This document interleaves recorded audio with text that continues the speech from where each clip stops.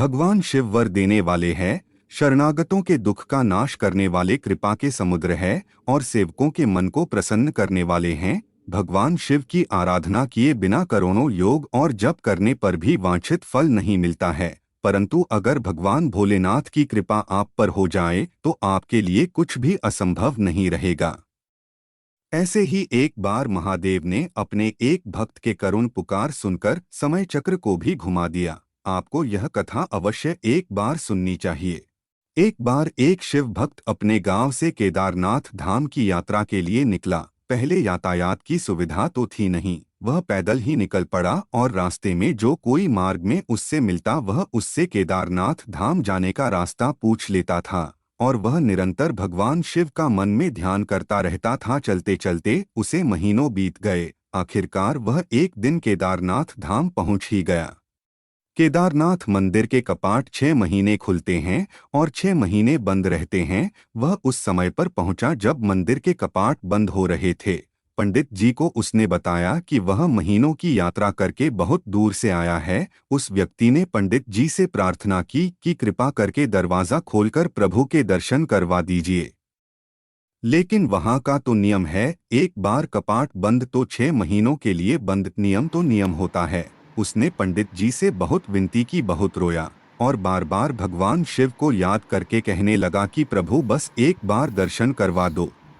वह सभी से प्रार्थना कर रहा था परंतु उसकी बात किसी ने भी नहीं सुनी। पंडित जी उस व्यक्ति से बोले, अगर दर्शन करना है तो 6 महीने बाद ही यहाँ आना। 6 महीने बाद ही मंदिर के कपाट खुलेंगे और 6 महीने तक यहाँ पर बर्फ गिरेगी। ऐसा कहकर पंडित जी और सभी व्यक्ति वहां से चले गए। वह व्यक्ति वहीं पर बैठा रोता रहा और रोते रोते रात होने लगी और चारों तरफ अंधेरा छा गया।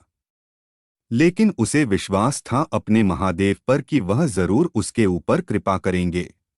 धीरे धीरे अंधेरा बढ़ता गया और उसे बहुत भूख और प्यास भी लग रही थी। तभी उसने किसी के आने की आहट सुनी। देखा कि एक सन्यासी बाबा उसकी ओर आ रहे हैं। वह सन्यासी बाबा उसके पास आकर बैठ गए। सन्यासी बाबा ने उस व्यक्ति से पूछा, बेटा कहाँ से आए हो? उसने अपना सारा हाल सन्यासी बाबा को सुना दिया और बोला, बाबा मेरा तो यहाँ पर आना ही व्यर्थ हो गया। सन्यासी बाबा ने उसे समझाया और उसे भूखा देखकर उसे खाने के लिए खाना भी दिया और फिर बहुत देर तक सन्यासी बाबा उससे बात करते रहे।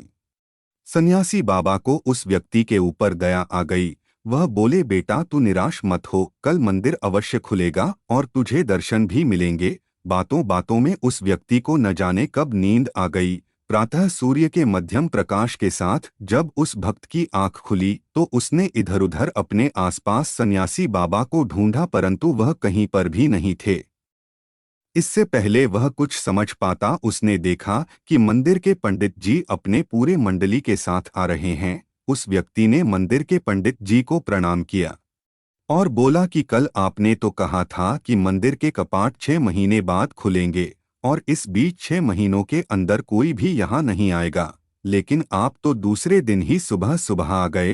पंडित जी ने उस व्यक्ति को गौर से देखा, उसे पहचानने की कोशिश की और फिर उससे पूछा, तुम तो वही व्यक्ति हो ना जो मंदिर का द्वार बंद होते वक्त आए थे और मुझसे मिले थे और दर्शन करने का आग्रह किया था? तुम 6 महीने पूर्ण होते ही तुरंत वापस आ गए। वह व्यक्ति पंडित जी की बातें सुनकर आश्चर्य से बोला, नहीं पंडित जी, मैं तो कहीं गया ही नहीं था।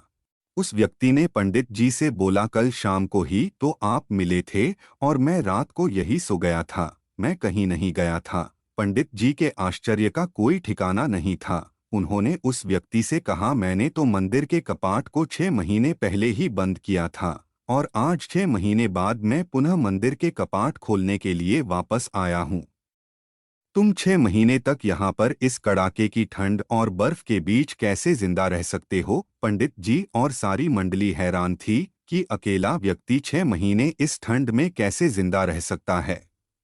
तब उस व्यक्ति ने पंडित जी को बीती रात को मिले सन्यासी बाबा और उनके साथ की गई सारी बातों को पंडित जी से बताया। उस व्यक्ति ने पंडित जी से बोला, कल रात को एक सन्यासी बाबा आए थे जो बहुत ही लंबे हष्ट-पुष्ट थे, जिनकी लंबी जटाएं थी। वह बाबा राख लपेटे हुए थे, एक हाथ में त्रिशूल और एक हाथ में डमरू धारण किए थे।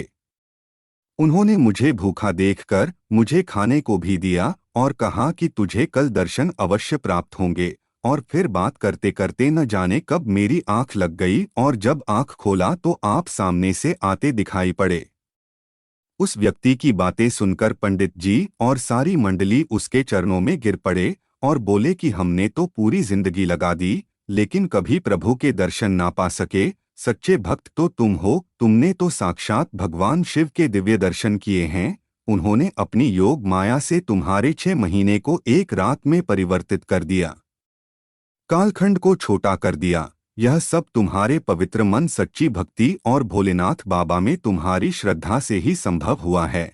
हम आपकी भक्ति को प्रणाम करते हैं।